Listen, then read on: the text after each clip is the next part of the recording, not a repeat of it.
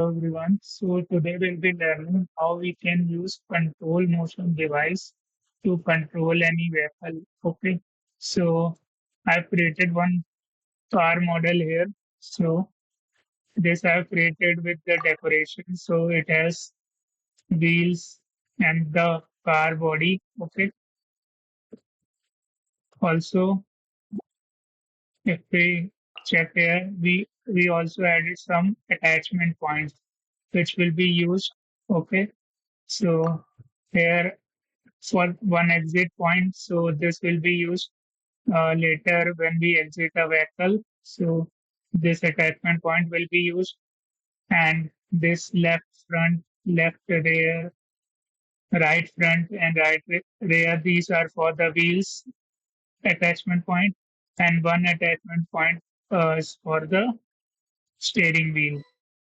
Okay, so this is the steering wheel attachment point, and one attachment point is for the exhaust. So this will be used for the nitro. So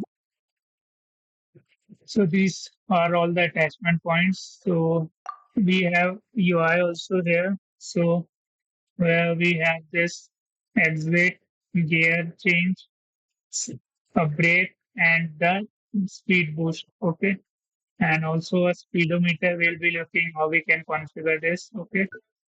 So now let's start this. So go to this tab, then add a component, control motion device. Okay. So here we have few sections. First is the entity grounding position. So this point will tell where the ground for this vehicle will be. Okay. So this point will act as a reference point for the grounding position of the vehicle. So this will tell the base of the control vehicle. Okay. So, and then we have this character exit point. So here you can select the attachment point which will act as a exit for the character. So when character leaves the control motion device, this point it will be the position where character will be teleported. Okay. So we will select the exit point here, and then we have this control entity collision. So this this will uh, this will be a collision. Okay, so this will we can give a center, radius, and height. So let's say 1.5 will be the radius. So we need to adjust the center here. Okay.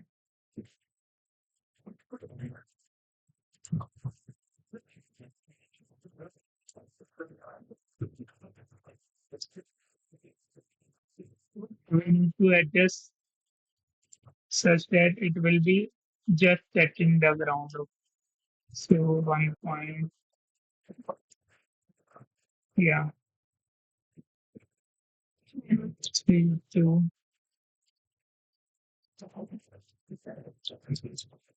yeah, 1.31 we can do. Okay. So this collision should be above that grounding position point. Okay. So this collision will basically act as applying the physics to the vehicle. Okay. So all the friction and the speed, those will be applied to this collision. Okay. So here we have another section, decoration, movement, performance. So this is used for the spinning of these wheels. Okay. So here we can add the wheels. Okay. So let's say left front wheel. Okay. So similarly, we add C1. One is for left front. This will be for left rear. This will be for the right front,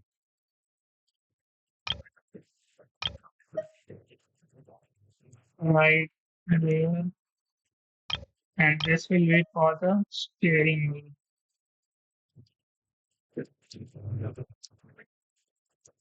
So now, so usually in vehicle, the front wheel will rotate as well as it can move according to the steering. Okay, so if we move our vehicle on the left, so front wheels will turn to the left, and if we move vehicle to the right, then the front wheel will move to the right.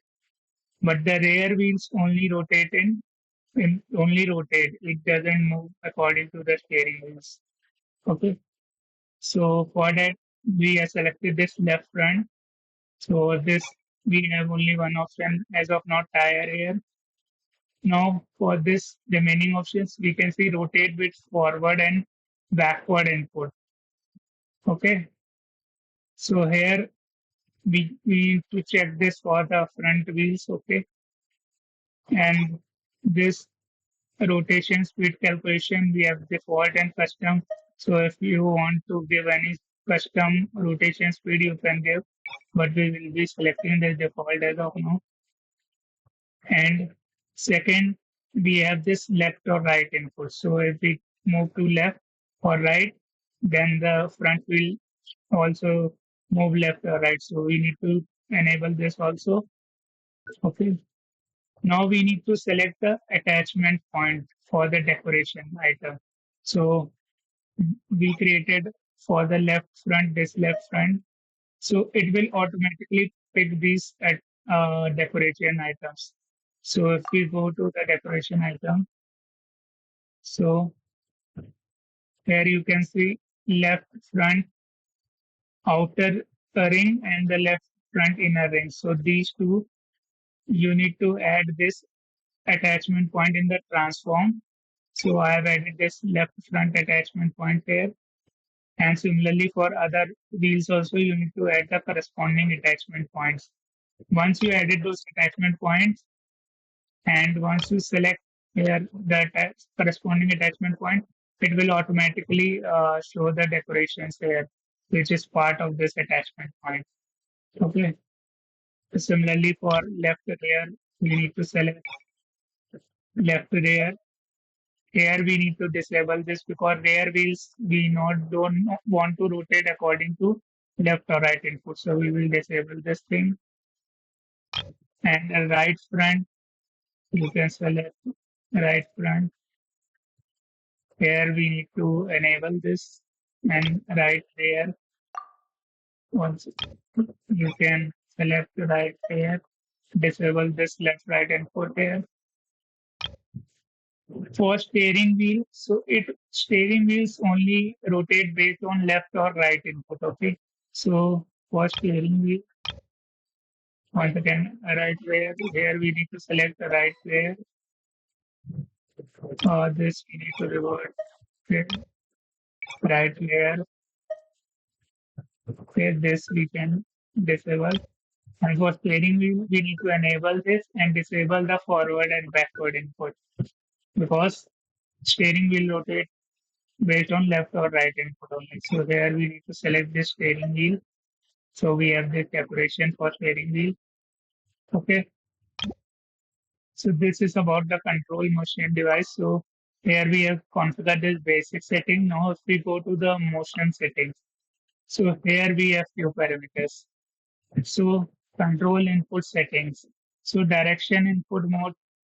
So you can see here orient to camera. So when controlling the entity, always move in the direction that camera is facing.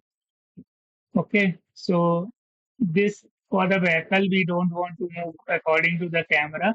We want to move according to the control entity. Okay, so we will be selecting this control entity orientation. And then we have this forward input range. So what it will do? So this will tell the angle, input angle, which will act as forward and which will act as a backward. So If we, so you can see it is written right, wheel is facing W at 0 degrees. The input area will be divided into symmetrical regions center at 0 degree. When the input lands in the region ahead, the controlled entity moves forward, otherwise it moves backward. So let me show you example. So here we have this W axis as 0, and then at D axis and S axis and A axis. So these are the inputs. So if we give that forward input range as 180 degree, so we'll above AD plane will be having the forward. Okay. So if user gives input anywhere between A and D, it will be act as forward. Otherwise, it will be acting as backward. Okay. So this is the scenario for the vehicle. But if you give angle as 90 degrees, so 45 degree on this right hand side and 45 degree on the left hand side. So this will be entire 90 degree. So this region will act as forward input. The remaining region will act as a backward input. Okay. So if user press A or D, so it will not move the vehicle in forward direction. It will instead move in the backward direction. Okay. So this will not be expected behavior for the vehicle. Okay. So now if we go here, so you can give the forward as 180 degrees. Okay. And second setting, we have movement area settings. So this will be used when we have a slope. So say we have a slope of say 90 degrees. Okay. So and we have given the max value as 45. So our vehicle will not be able to move into that slope. Okay. So this will define what is the maximum angle our vehicle can climb. Okay. Okay, so this toggle will make the vehicle tilt along the slope. Okay, and now we have this movement settings. So here we have the turn velocity, means the left and right input velocity. It will be 90. Here you can adjust these parameters, and you can also give the forward acceleration. Okay, and similarly forward speed. Also, if you want to have a different forward and backward speed, you can enable this and give the backward acceleration and the backward speed. If we disable this, it will use this forward acceleration and forward speed. Okay. Also, we have resistance declaration. So whenever any physical body will move, it will have some declaration based on the resistance. So that parameter you can configure here. Also, if you want to change that movement, change with the movement speed. Okay, so then that formula will be base resistance declaration plus declaration coefficient into speed square. So this will be the resultant declaration then. So you can enable this, give the coefficient. Okay, so then the resulting declaration will be calculated by this formula. Okay, so this is the base declaration. Okay. Then we have this declaration coefficient into the speed square. Okay. So whatever speed the vehicle is moving, it will square that and this will give the resulting declaration. So as of now, we will be moving with default values here. Okay. So this is about the control motion device. Now let's add one tab here so that we can enter vehicle. So let's say this tab is drive. Okay. So let's make this a bit.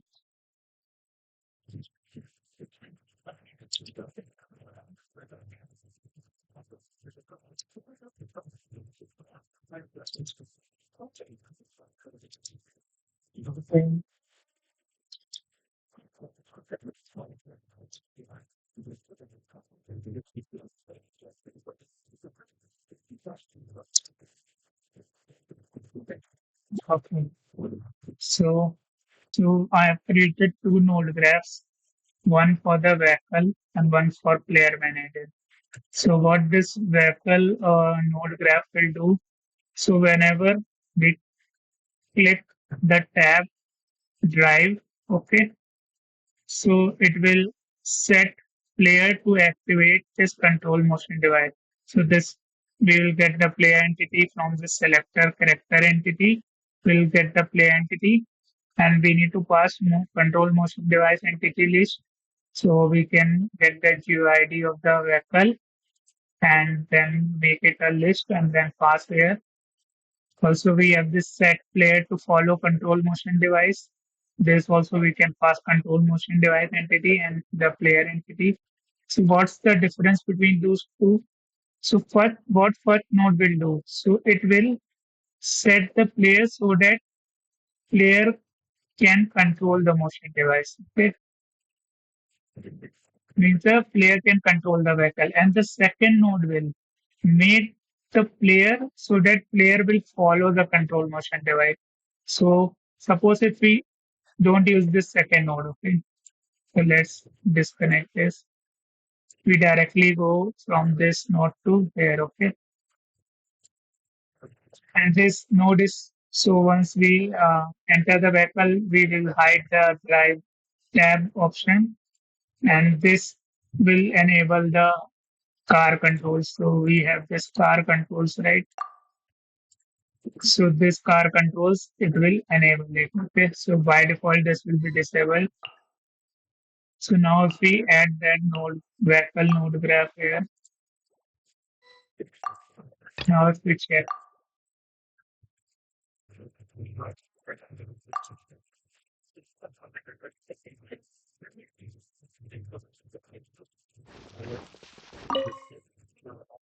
so you can see I can control the vehicle, but I'm not following that vehicle, right? Because we disconnect that node. Okay. So now let's reconnect that node. So you can clearly see the difference why this node is being used. So what it will do, it will make the player to follow that motion device. Okay, so if we connect this, so now player will follow that motion device also. So if we check now,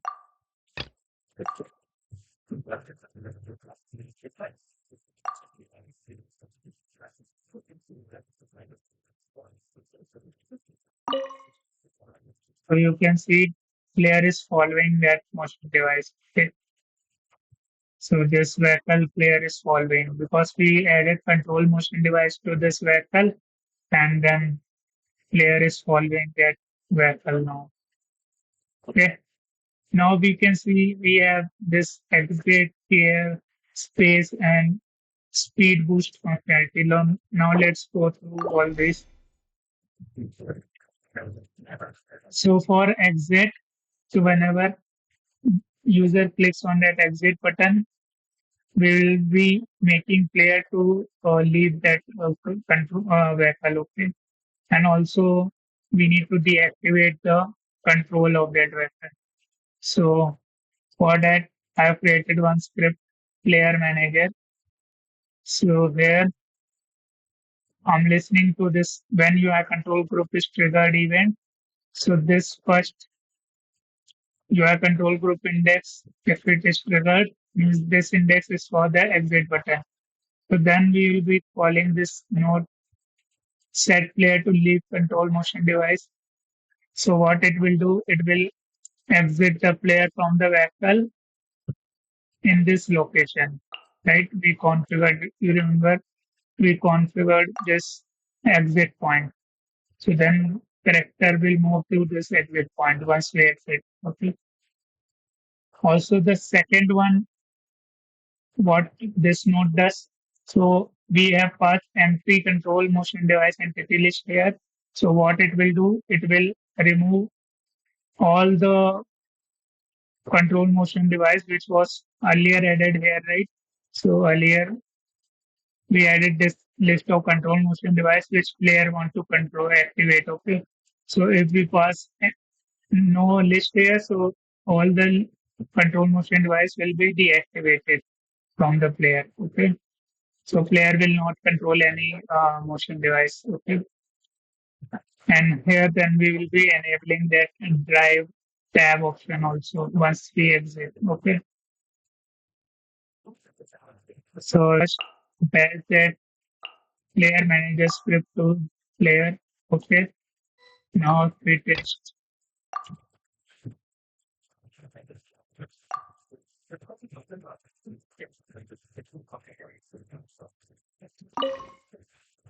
So now if we press X button, I can exit and you can see I'm not controlling that vehicle now.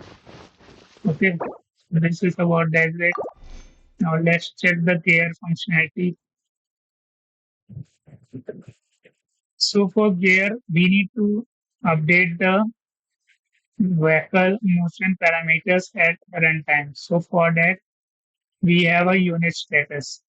So if you go here, combat preset screen, then to this unit status, I have configured 5 gears as of now. So here you can see I have added this control motion device movement parameters unit status. So here you can configure all those parameters, right, which were there in the control motion device. So all these parameters you can configure in that unit status, and you can add that unit status at runtime. So whenever the gear is 1, then we will be giving speed of 20, and when gear is 2, we'll increase the speed to 40, and similarly for gear 3 to 60, 4 to 80, and 5 to 100. So whenever we switch the gear, speed will increase. Okay. So we just need to add this unit status. Okay. So for that, I've already created script. So this is the when this gear control group is triggered. Here you can see right when UI control group is triggered, and when the index of that item is this gear button. So then we will be setting this local variable. So what we will set, we will get the existing gear value. So what we have this gear variable. So let me show you. In the player, we have this gear. Okay. So this gear we will be showing in the UI. Also, you need to configure the gear in the vehicle also. Okay. So here we have this gear. So we just need to update this gear custom variable. So you can see I'm getting the existing gear from this vehicle entity, then increasing the gear by 1, then setting the local variable and updating both the player entity gear value and the vehicle gear value. Okay. And then I'm removing the old gear unit status. Okay. So you can see I'm subtracting the gear value by 1 and removing this unit status and then adding the current gear unit status. So for that, I have this gear configs. Okay. So if I show you here, I have the gear config. So for gear 1, I will be using this status. 2, I will be using this, and so on. So similarly, we are removing a particular gear and then adding a gear, current gear. Okay. So subtracting 1 will remove the previous gear, and this will we add 1 right here. So it will add the current gear value. So now if we check this,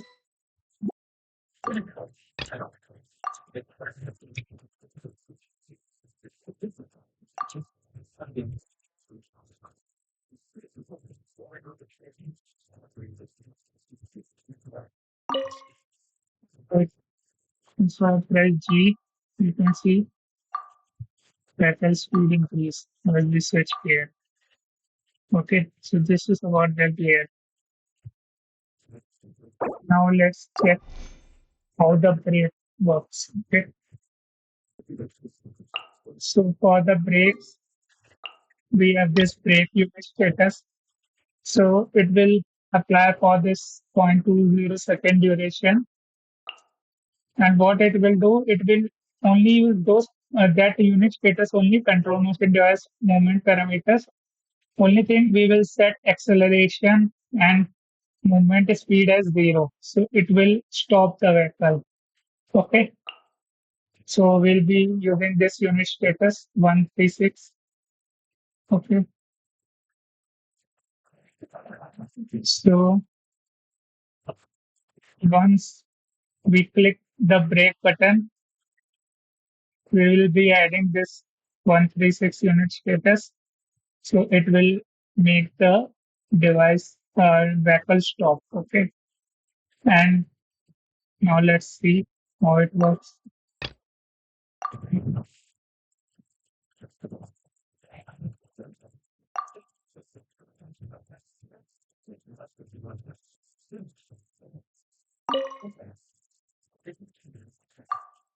So you can see once we click space, it will stop the vehicle. So I click the space, it immediately stops the vehicle. Okay. Now let's check the speed boost.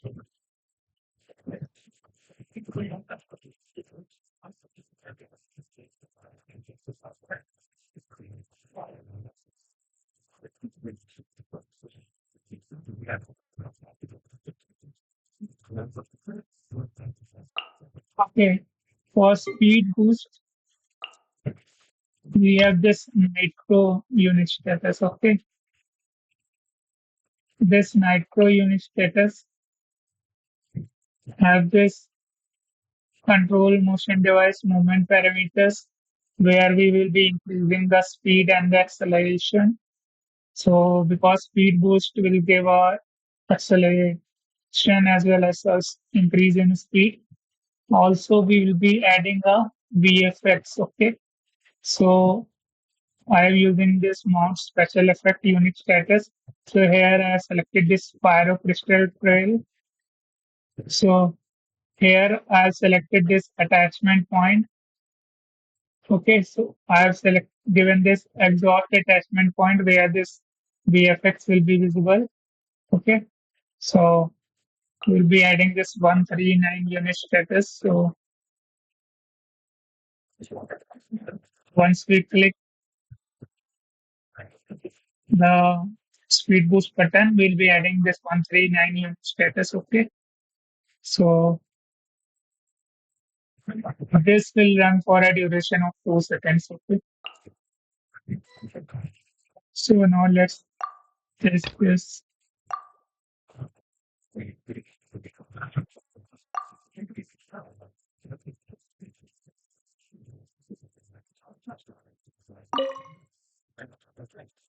So now if I press 1, you can see the trail that the VFX which we added and the speed is also increased. Okay.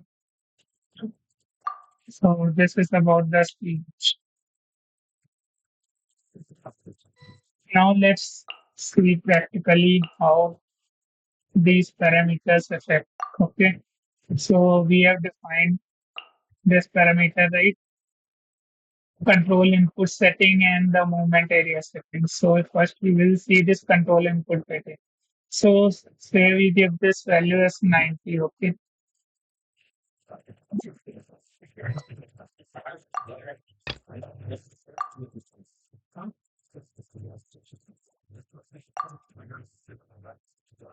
So now if we press A and D, means left and right button. Okay. So it will not move in forward direction, or left or right. So what it will do, you can see I press the D button and it is moving backward because of that parameter. Okay. Because that range is coming in the backward range instead of forward, that's why. Similarly, if you press 8, it's moving backward. W will move forward and S will move backward, but D and A now lies in backward as well as left in right state. Okay. So to make the vehicle perfectly working fine, so we need to set that parameter as 180 degrees so that half range is for forward and half range is for backward.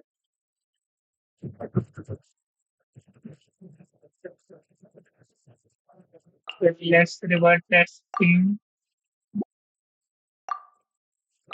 to 180.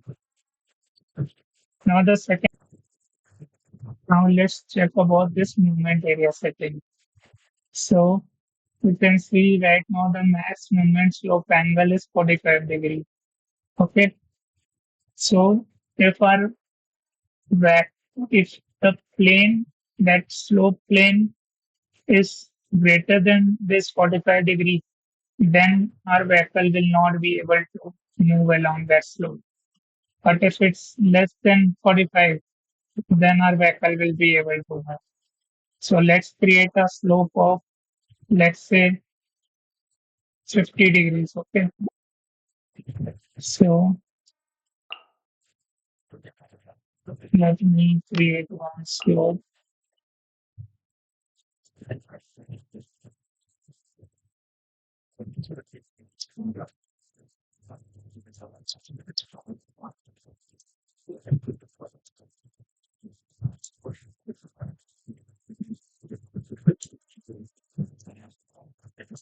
Yes. So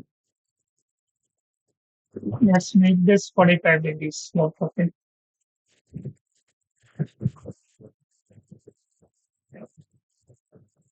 And let's configure this parameter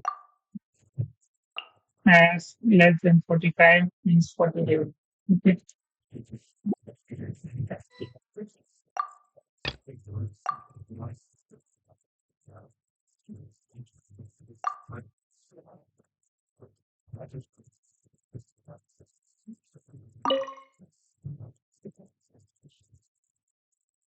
You can see vehicle is not able to move on this slope. Okay. So now let's update that parameter so that it is greater than 45 degrees. So let's give 50 degrees. Okay.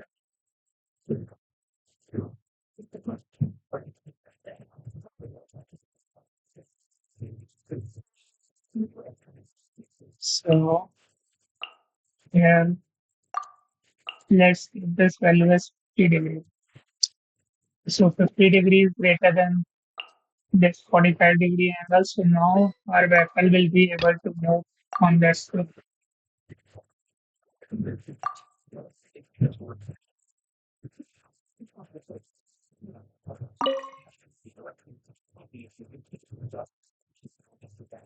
Yeah, you can see, right?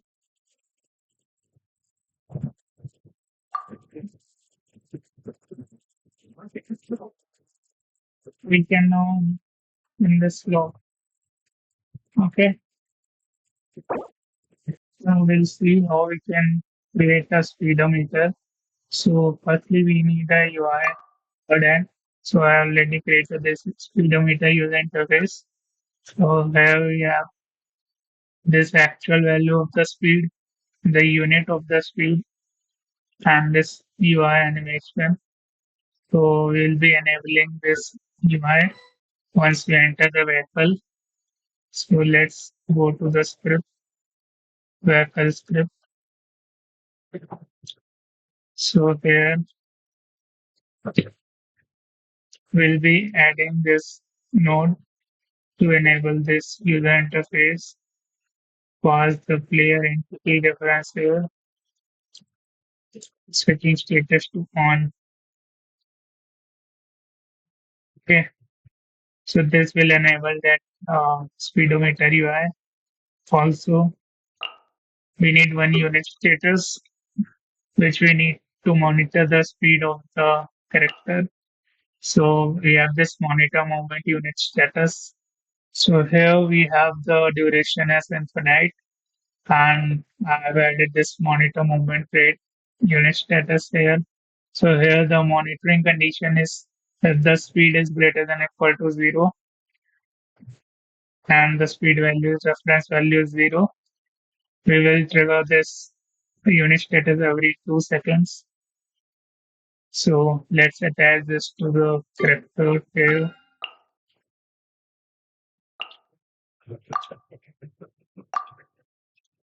Monitor movement.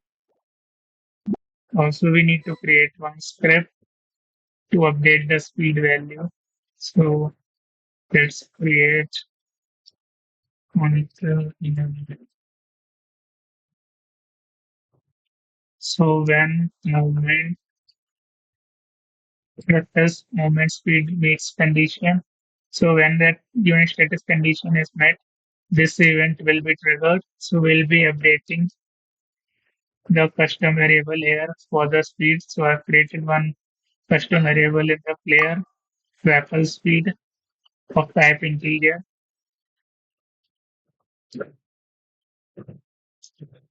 So we'll getting this current speed. So this will be a float type. So we'll be converting this to an integer.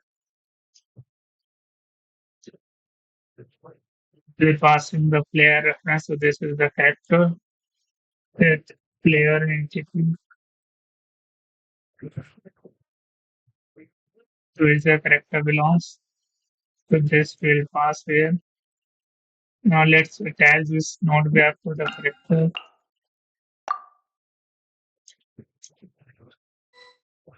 So let's test this.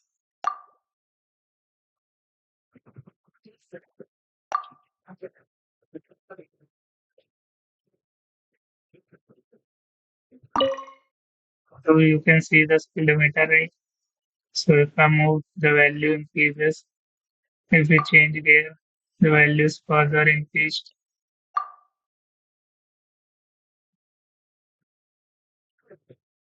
Uh, so to measure the speed, we need to monitor the movement of the character. So since character is following the control motion device, so the speed of character is also updated according to the device. So this way we can create a speedometer for the vehicle. Yeah, that's it. Thank you.